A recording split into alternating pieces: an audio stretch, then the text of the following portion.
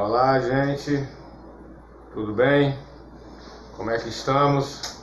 Espero poder mais uma vez encontrá-los bem e tranquilos e, se possível, se cuidando, né?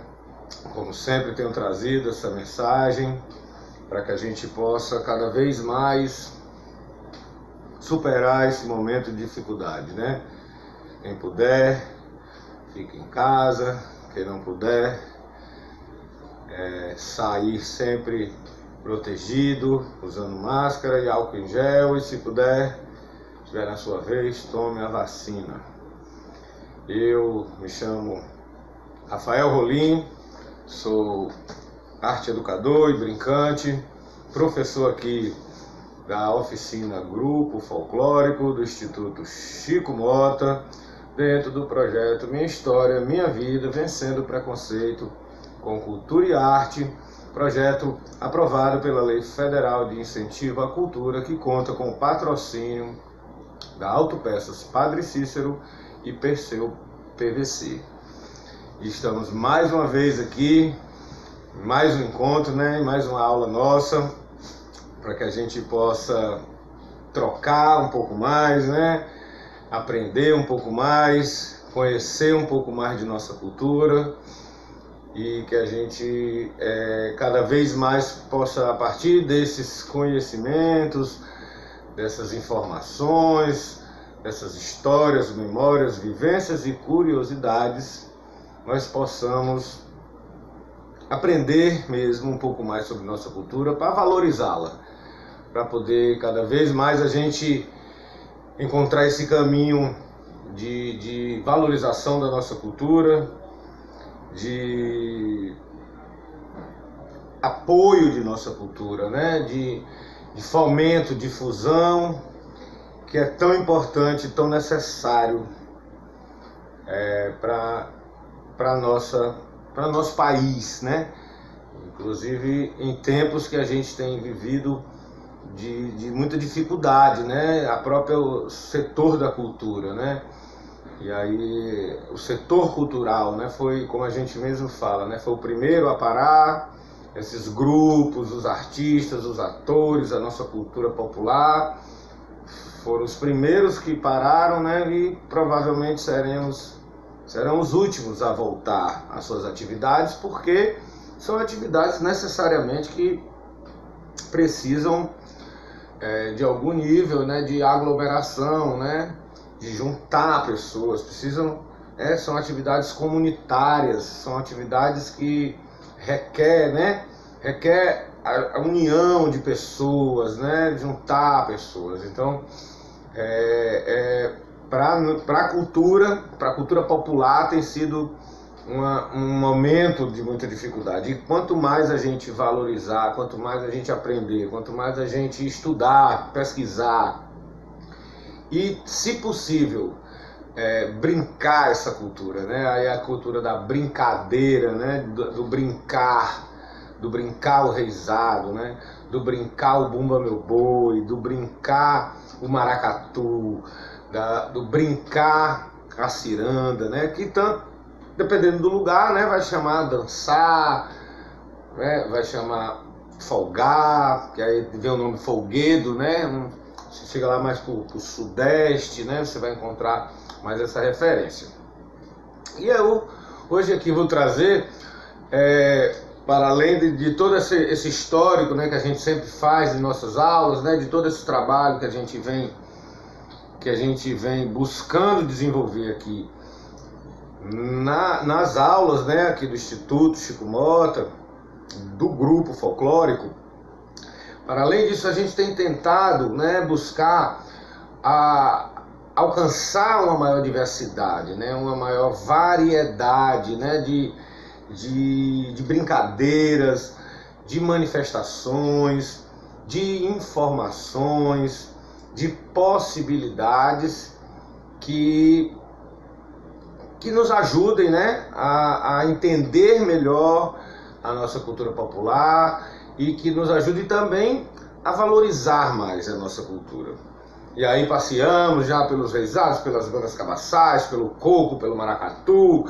E aí fomos do Pernambuco para Salvador, para o Ceará, para o Cariri, aqui no Ceará, né, onde nós estamos falando, né, nesse momento. Aí fomos para o interior, para o litoral, para o sertão.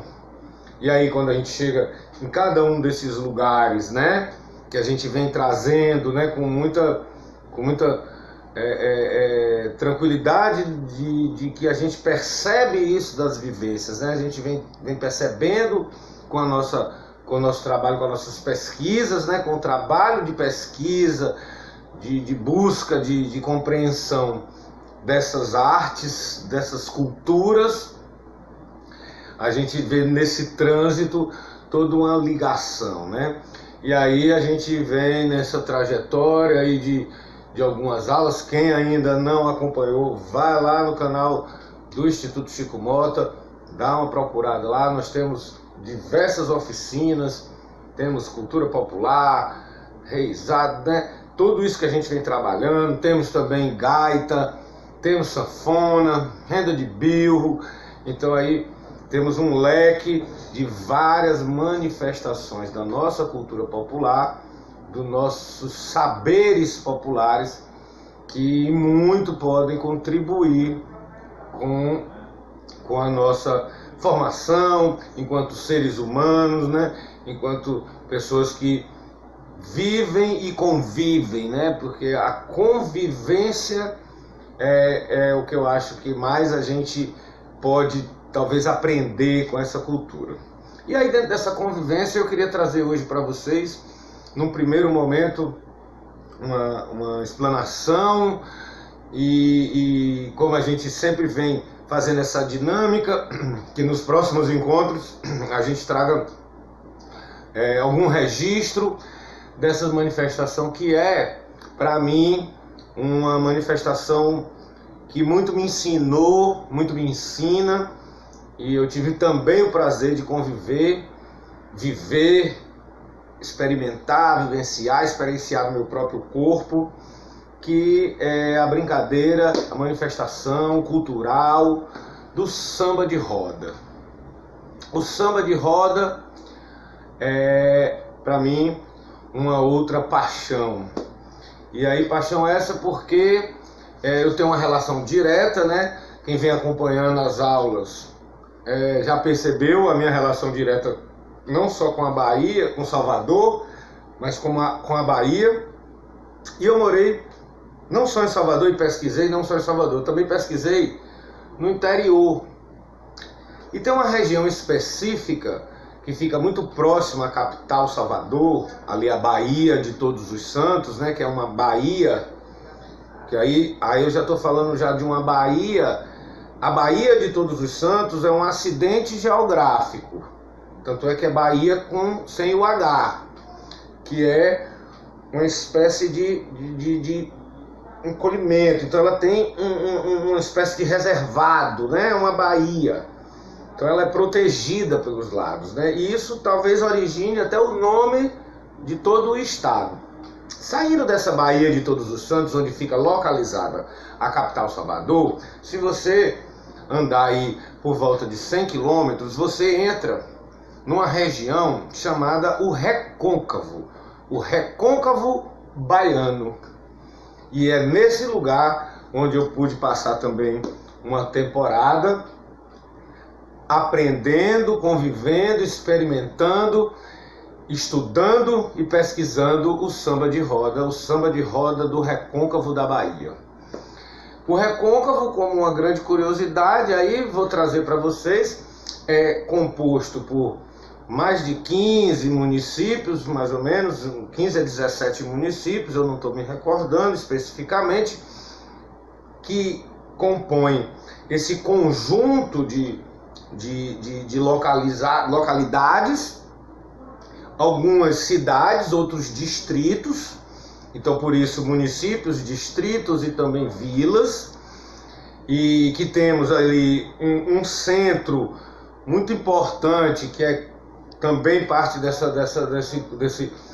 história, né, que a gente conta, que são Santo Amaro da Purificação, né? E Santo Amaro é a cidade exatamente onde nasceu Caetano Veloso e a sua irmã Maria Bethânia. E isso, de alguma forma, essas duas personalidades terem nascido nesse lugar, terem vivido parte da sua infância nesse lugar, trouxe para o Recôncavo um certo status, né? Uma relação que para eles, para o Recôncavo, né? Para essa cidade, isso transformou de alguma forma essa localidade e também todo o seu entorno. E aí você pode pensar que ali nós temos várias cidades, e inclusive uma dessas cidades onde eu morei, que é São Félix e Cachoeira, que fica ali a 50 quilômetros, 30 quilômetros, uma 30 e outra 50 dessa localidade de Santo Amaro. Aí você tem também Salbara. Ou seja, se você conseguir, quem tiver interesse, quiser pesquisar e aprofundar um pouco mais sobre esse assunto, e lá no mapa do Recôncavo Baiano, vocês vão encontrar ali essas localidades, esses municípios, e que todos eles compõem esse grande recôncavo. E aí que é um recôncavo também porque tem também uma forma próxima do que seria, mas o recôncavo ele é mais recuado e que cortado por um rio muito importante da região, que é o rio Paraguaçu, que é um rio que já teve um tráfego muito intenso de navios, inclusive navios a vapor, né? E hoje é pouco navegável, mas ainda é navegável.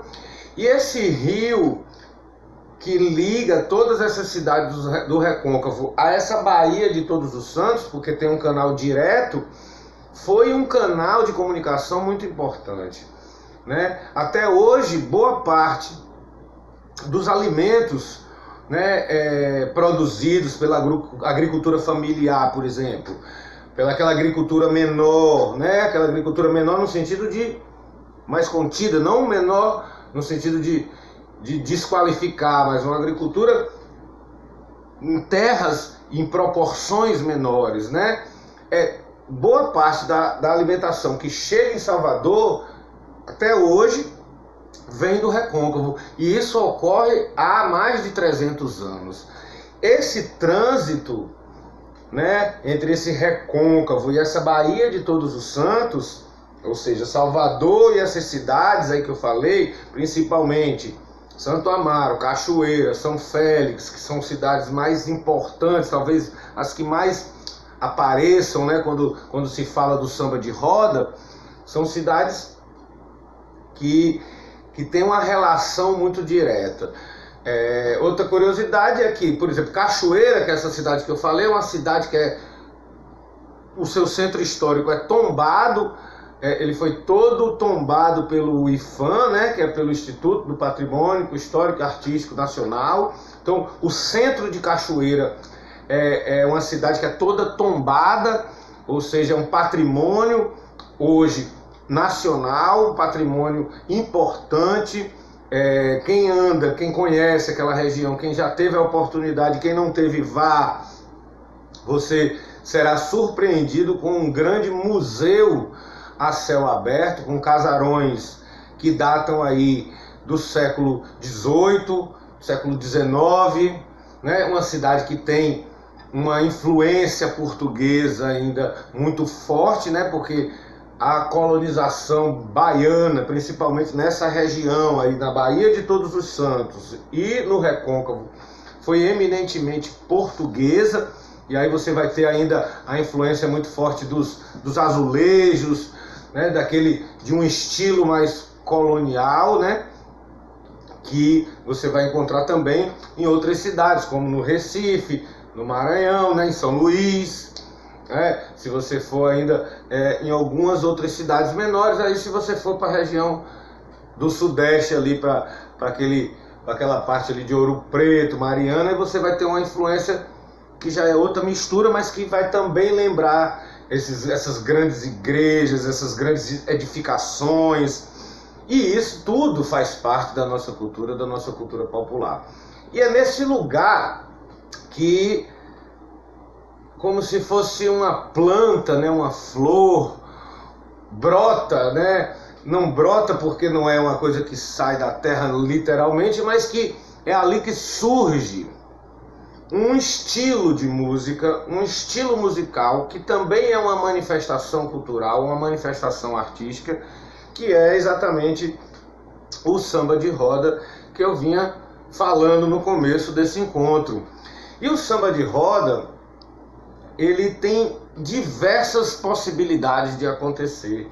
E aí, quando você chega no recôncavo, principalmente, né, a influência, né, dessa manifestação, ela está em todas as pessoas, né? Ela está na senhora que vende ali a verdura na feira, ela está na senhora que vende o mingau de tapioca ali na praça, está no senhor agricultor que também é tocador, tem muitos tocadores de viola, e aí você vai ter algumas variações, né, que é o samba corrido, que é uma especialidade, né, eu diria uma modalidade desse samba, chama samba corrido, que ele vai avançando sem muitos refrões, né? E aí tem também o samba chula, porque ele volta, né? E aí a gente vai ter, dentro dessas duas espécies de modalidade, algumas nuances que aí, dependendo da localidade e dependendo do tocador, do cantador, que eles também chamam de raiador, né? Eles chamam de raiador, aquele que raia, né? Que vai cantar, o raiador, né? Essa expressão eu aprendi lá.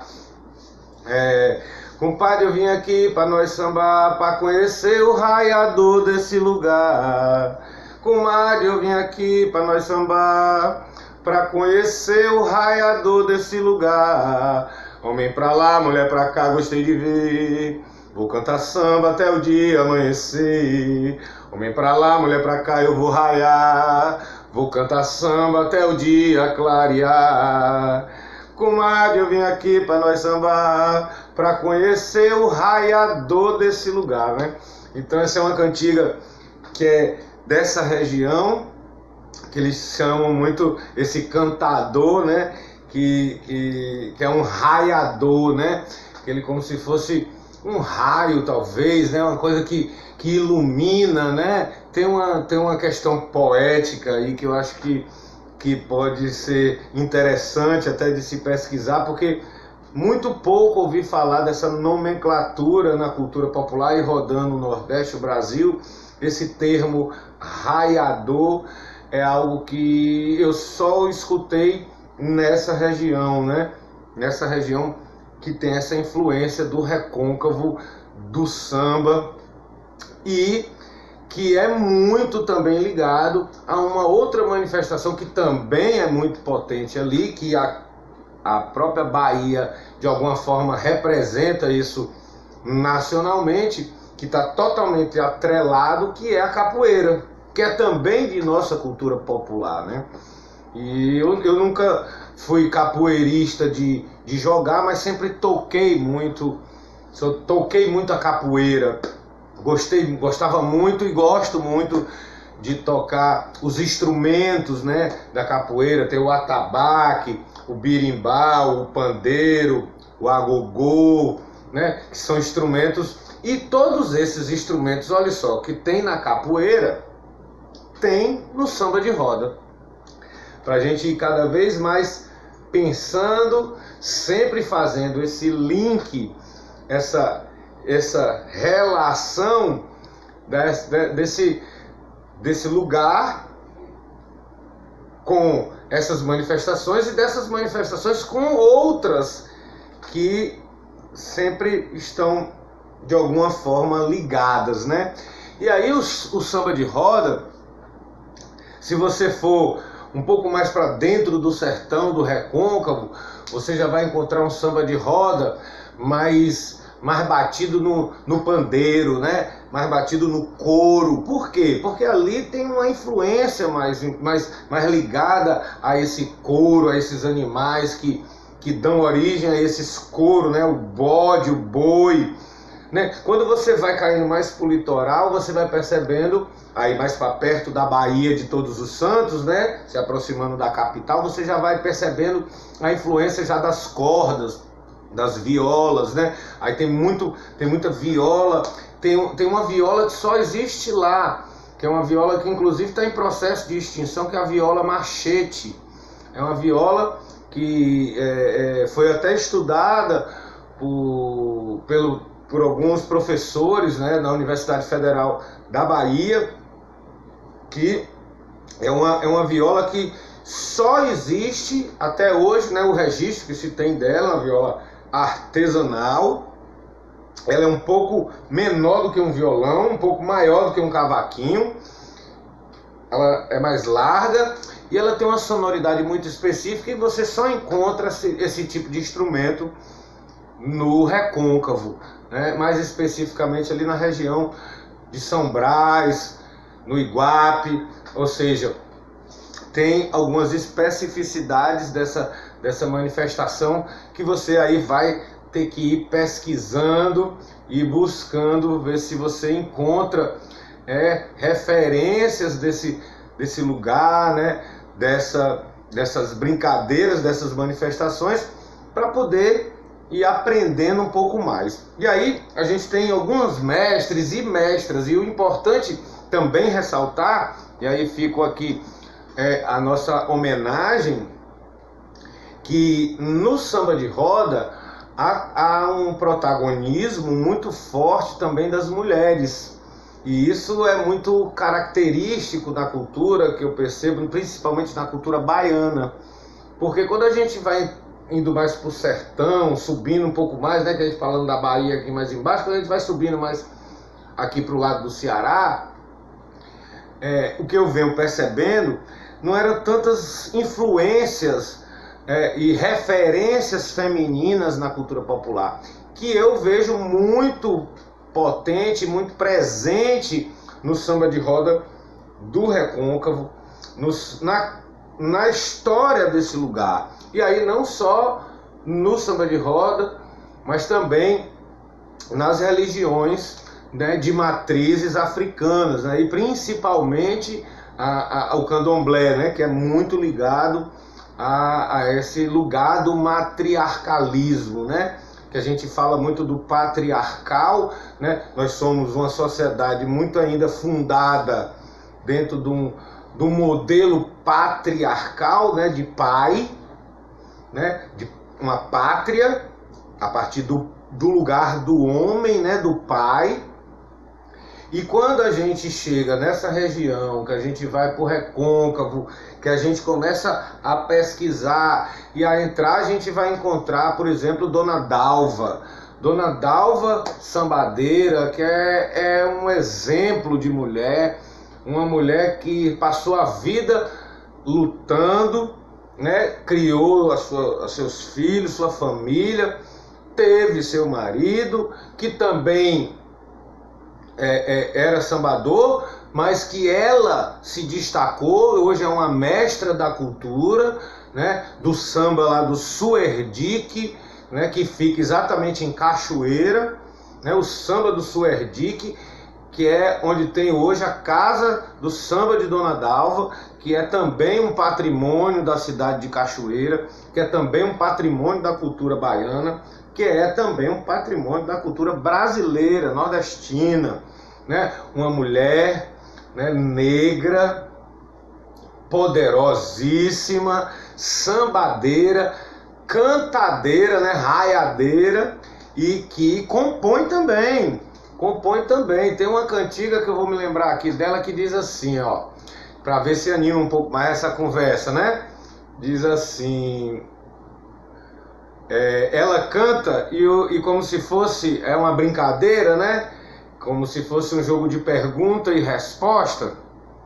Ela canta assim, ó: marido, eu vou pro samba. E aí ele responde: mulher, eu lá não vou. Aí ela repete, né? A mulher: A dona Dalva: marido, eu vou pro samba. E ele: mulher, eu lá não vou.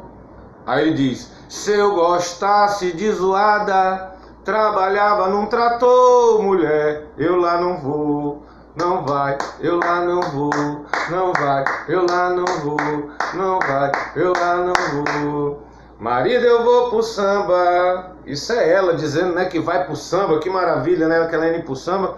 E aí ele responde: mulher, eu lá não vou. Marido, eu vou pro samba. Mulher, eu lá não vou. Se eu gostasse de zoada, trabalhava num trator. Mulher, eu lá não vou.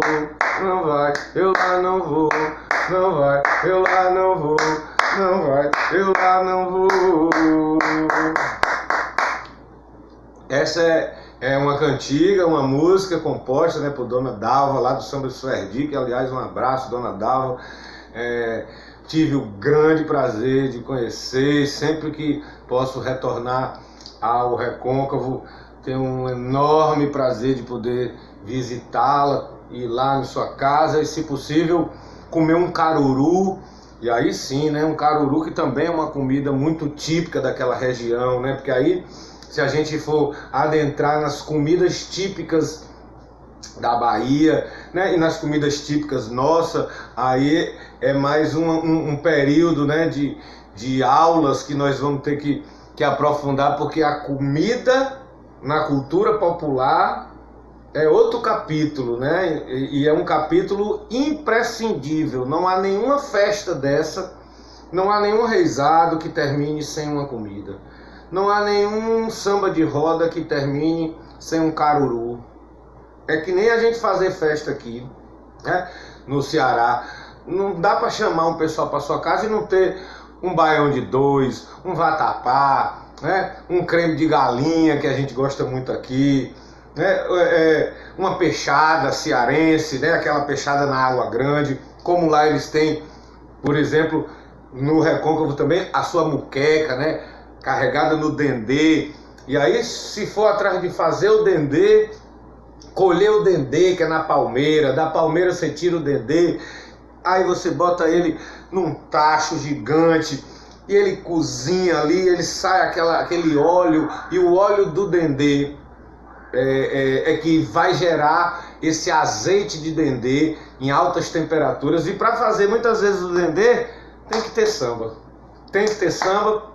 porque sambando que o povo do Recôncavo, né, que o baiano, e aí muito característico, né, que o capoeira da Bahia, né, que essas capoeiras, né, essas mulheres matriarcas, esses homens que também são agricultores, que também são, né, da labuta, mas que gostam muito dos barcos, dos mares, né, porque nós estamos falando de uma região que é coberta pelo Rio Paraguaçu e aberta pela Baía de Todos os Santos, que é esse mar todo que temos, né? E finalizando, né, para falar desse samba de roda, desse lugar de inspiração, né? Desse lugar de criação, como eu sempre tenho falado da cultura popular, aí trazer mesmo as referências nossas, né? Como Caetano, como Gilberto Gil, como o próprio Dorival Caymmi cantou, né? Esse lugar desse samba dolente, dessa cadência, né?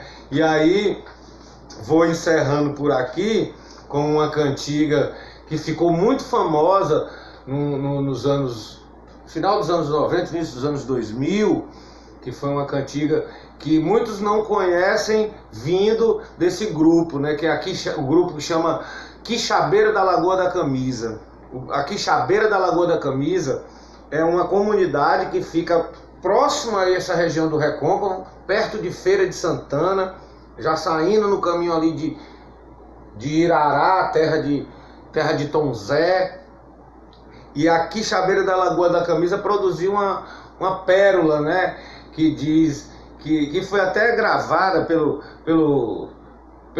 uma banda famosa, né, de axé music, dessa música baiana. Depois também foi gravada pelo Carlinhos Brau, né, que diz: amor de longe, benzinho, é favor não me querer, benzinho. Dinheiro eu não tenho, benzinho, mas carinho eu sei fazer até demais. Amor de longe, benzinho, é favor não me querer, benzinho. Dinheiro eu não tenho, benzinho, mas carinho eu sei fazer até demais. Fui de viagem, passei em Barreira, avisa meus companheiros, sou eu, Mané de Isaías. Na ida levei tristeza, na volta trouxe alegria. Passei pela Quixabeira, Mané me deu uma carreira que até hoje corria. Tu não faz como um passarinho que fez o ninho e